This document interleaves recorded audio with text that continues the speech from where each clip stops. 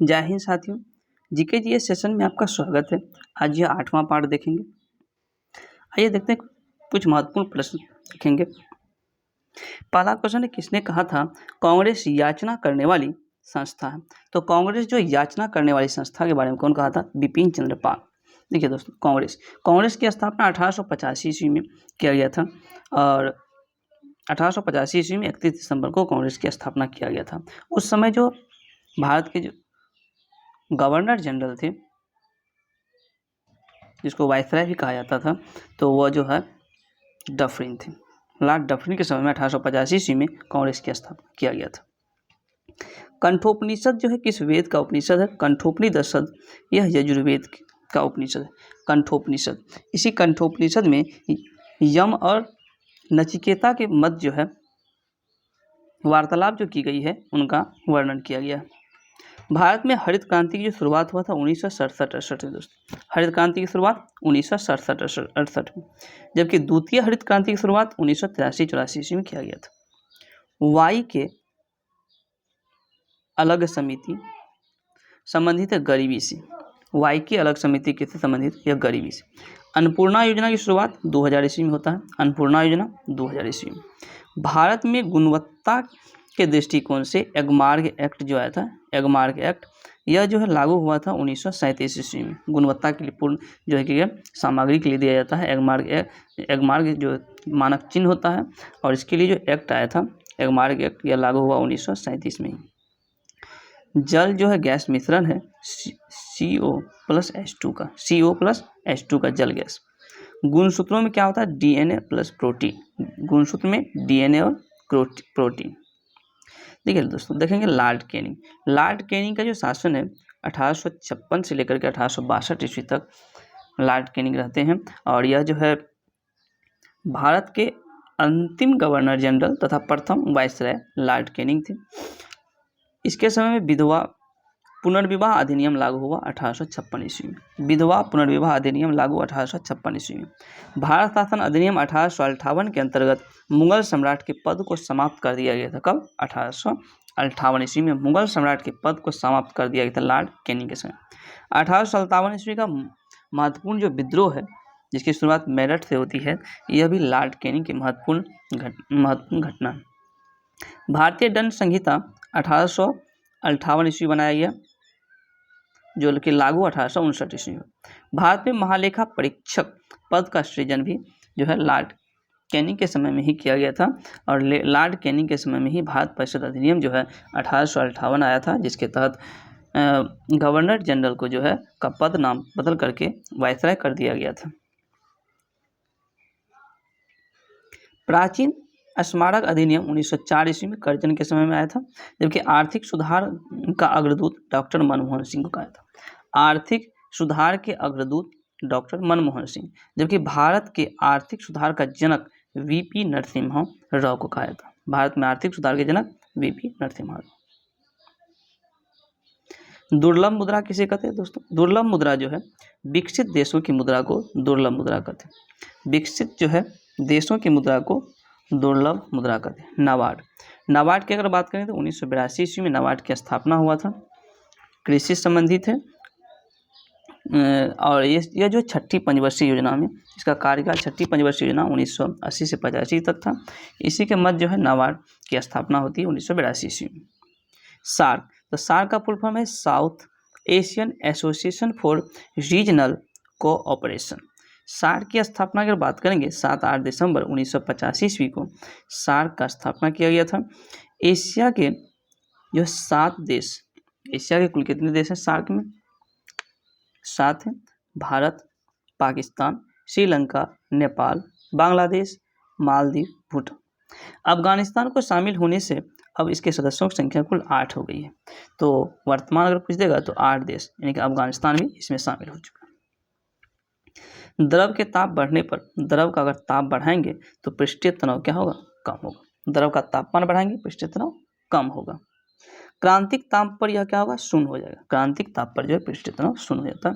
श्यानता केवल द्रव तथा गैस का गुण प्रदर्शित करता है। तो ये श्यानता है द्रव और गैसों का गुण प्रदर्शित करता है दोस्तों। गैस की श्यानता द्रवों की तुलना में बहुत कम होती है, ठोस में श्यानता नहीं होता। याद रखनी है, ठोस में जो श्यानता नहीं होता। एक आदर्श जो है तरल की श्यानता कितना होगा? शून्य। एक आदर्श तरल की श्यानता शून्य। ताप बढ़ने पर द्रवों की श्यानता घट जाता है, परंतु गैसों की क्या होगा? बढ़ जाएगा। गामा किरण जो है के खोजकर्ता पॉल विलार्ड थे। गामा किरण के खोजकर्ता पॉल विलार्ड। 1 पाउंड बराबर 453 ग्राम हो जाएगा दोस्तों। एक पाउंड जो है ब्रिटेन का जो मापन पद्धति है, और यह जो 1 पाउंड 453 ग्राम। एक डाइन जो है 10⁻⁵ न्यूटन हो जाएगा, जबकि एक अर्घ 10⁻⁷ जूल, और एक फैदम में कितना? 6 फीट। एक फैदम में 6 फीट, और एक गज 3 फीट हो जाता है। एक अर्घ 10⁻⁷ जूल। परमाणु संरचना की खोज कौन किया था? नील बोर एवं रदरफोर्ड। परमाणु संरचना की खोज जो है, परमाणु संरचना की खोज नील बोर एवं रदरफोर्ड ने किया था। बिस्कोमीटर जो है दोस्तों, बिस्कोमीटर द्रवों की श्यानता मापने का एक उपकरण है। बिस्कोमीटर द्रव की श्यानता मापने वाला उपकरण है। कृष्ण छिद्र के अस्तित्व की कल्पना सबसे पहले मिचेल ने किया था। कृष्ण छिद्र जो है, इसकी अस्तित्व की कल्पना कौन? तो मिचेल ने किया था।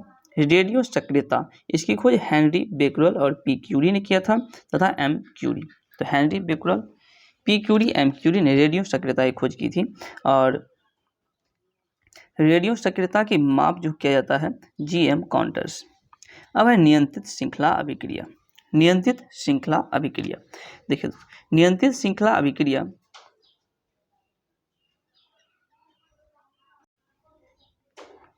तो नियंत्रित श्रृंखला अभिक्रिया यह परमाणु भट्ठी या नाभिक रिएक्टर में यह अभिक्रिया अपनाई जाती है। तो नियंत्रित श्रृंखला अभिक्रिया परमाणु भट्ठी या नाभिक रिएक्टर में की अभिक्रिया में अपनाई जाती है। पहला नाभिकीय रिएक्टर प्रोफेसर फर्मी के निर्देशन में शिकागो विश्वविद्यालय में बनाया गया था। ईंधन के रूप में इसमें यूरेनियम 235 या यूरेनियम 239 का प्रयोग किया जाता है। तो नियंत्रित जो है श्रृंखला अभिक्रिया में ईंधन के रूप में यूरेनियम 235 या 239 का प्रयोग की जाती है। देखिए मंदक के रूप में भारी जल या ग्रेफाइट का प्रयोग किया जाता है दोस्तों। तो मंदक के रूप में भारी जल या ग्रेफाइट। मंदक रिएक्टर में न्यूट्रॉन की गति को धीमा किया जाता है। मंदक जो है रिएक्टर में न्यूट्रॉन की गति क्या किया जाता है? धीमा किया जाता है। और नियंत्रक छड़ के रूप में कैडमियम या बोरॉन की छड़ का प्रयोग किया जाता है। उपयोग की अगर बात करेंगे तो नाभिकीय रिएक्टर से विद्युत ऊर्जा प्राप्त किया जाता है। नाभिकीय रिएक्टर से क्या प्राप्त किया जाता है? विद्युत ऊर्जा। रिएक्टर से अनेक प्रकार के समस्थानिक उत्पन्न होते हैं, जिसका उपयोग चिकित्सा, वैज्ञानिक, कृषि आदि में की जाती है। अब है हाइड्रोजन बम।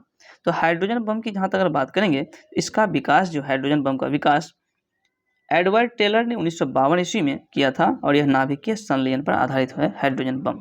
परमाणु बम का विकास रॉबर्ट ओपेनहियर ने किया था, और यह नाभिकीय विखंडन की श्रृंखला पर आधारित है।